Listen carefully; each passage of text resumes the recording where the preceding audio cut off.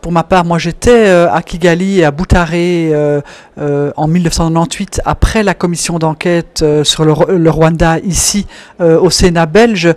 Je pense que 20 ans après, non seulement commémorer, rendre hommage aux victimes est une chose, et une chose importante, et en même temps pouvoir travailler aussi à tout ce qui est la réparation psychologique, et j'étais extrêmement touchée, comme tout le monde d'ailleurs, par les propos du docteur Nasson, mais aussi la réparation judiciaire, le besoin, après la fermeture du tribunal d'Arusha, d'avoir réellement une réparation et une prise en compte. C'est quand même anormal, comme le disait assez justement l'avocat ici présent, qu'il est normal qu'on répare pour une victime ordinaire, mais pour une victime d'un génocide, c'est comme si il fallait prouver son besoin de réparation.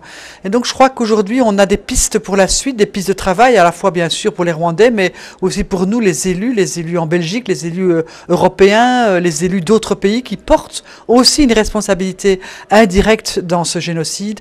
Et donc je crois que ces 20 ans sont l'occasion pour les 20 prochaines années d'honorer la mémoire des décédés, d'honorer la mémoire des survivants, mais surtout de leur offrir ce que nous devons leur offrir, c'est-à-dire la force de pouvoir eux aussi, je dirais, avancer, être reconnus, et surtout de pouvoir se reconstruire eux-mêmes, leur pays et leur destinée. C'est ça qu'on doit faire. Alors ça passe par toutes sortes de choses, mais en tout cas, je pense que Ibuka aujourd'hui a vraiment, par cette journée, permis de nous faire tous travailler et réfléchir, et ça c'est bien. J'étais dans le gouvernement Verhofstadt I, celui qui a décidé non seulement de demander pardon, mais d'aller le dire, et le dire à Kigali devant le mémorial. Et donc je pense, enfin pour moi ça a été quelque chose d'extrêmement important. J'avais d'ailleurs, comme M. Verhofstadt, suivi de très près la commission d'enquête au Sénat, et c'est sans doute une raison pour laquelle, et lui, et moi, et d'autres bien sûr, mais sans doute nous deux étions fort impliqués dans cette commission, moi je dirais en deuxième ligne, lui en première ligne. Je pense que le fait de faire ce geste, ce premier geste, ce geste un peu unique de demander pardon, a été vraiment quelque chose d'extrêmement important, sans doute aussi pour les Rwandais, mais pour nous aussi, de reconnaître aussi la responsabilité belge dans le retrait de la Minuar. Le fait que si on était resté, si on avait donné des signaux plus forts, sans doute les choses ne se seraient pas déroulées de la même manière ou dans cette ampleur-là. Et le demander pardon en politique, c'est rare. C'est rare, mais donc c'est très précieux. Ça ne suffit pas, mais c'est quand même un geste qui compte très très fort et dont d'ailleurs j'ai gardé très très profondément dans ma mémoire le moment de la décision de le faire et le jour où cela a été fait. En tout cas, aujourd'hui, c'était un moment fort à plusieurs égards. La première réflexion que je pourrais faire, c'est que nous sommes en train de réfléchir, non pas dans n'importe quel lieu. Nous sommes au Sénat belge. Symboliquement, c'est fort. C'est une reconnaissance, à mon avis. Une reconnaissance par l'autre, par les autres, par nos amis. Nous n'avons pas été loués un petit salle dans un cabaret quelconque. On est au Sénat. Ça, c'est important.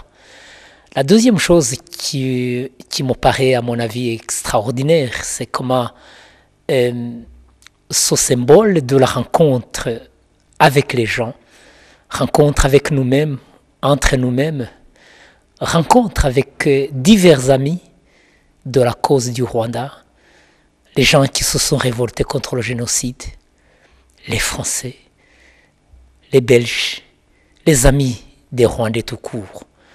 Ceci est fort, 20 ans après, parce que ça ouvre toute une autre perspective par rapport à l'avenir. Nous savons que vivre c'est possible maintenant. Nous savons que il est de notre droit de réclamer la réparation, de réclamer que la société puisse payer ce qu'elle doit aux gens qui ont eu la chance de survivre et aux gens qui ont eu le malheur de perdre tout ce qu'ils avaient de plus précieux. Au jour d'aujourd'hui, nous avons mis la question sur la table. Nous avons interrogé notre responsabilité de mémoire. Nous avons interrogé aussi la responsabilité sociétale, mais la responsabilité aussi universelle pour que, face à un génocide, on ne puisse pas dire que je ne sais pas, que je ne peux pas, que je ne dois pas, que ce n'est pas ma responsabilité. Et je pense, avant le 7 prochain, avoir eu ce temps de réflexion me donne beaucoup d'énergie, me donne beaucoup j'allais dire, d'espoir que nous allons vivre malgré tout. Juste vivre pour nous, mais vivre pour ceux qui sont partis avec l'espoir que nous allons tenir le coup. Voilà ce qui était important et qui m'a marqué au jour d'aujourd'hui, au-delà du contenu riche et important de ce que les gens ont dit aujourd'hui.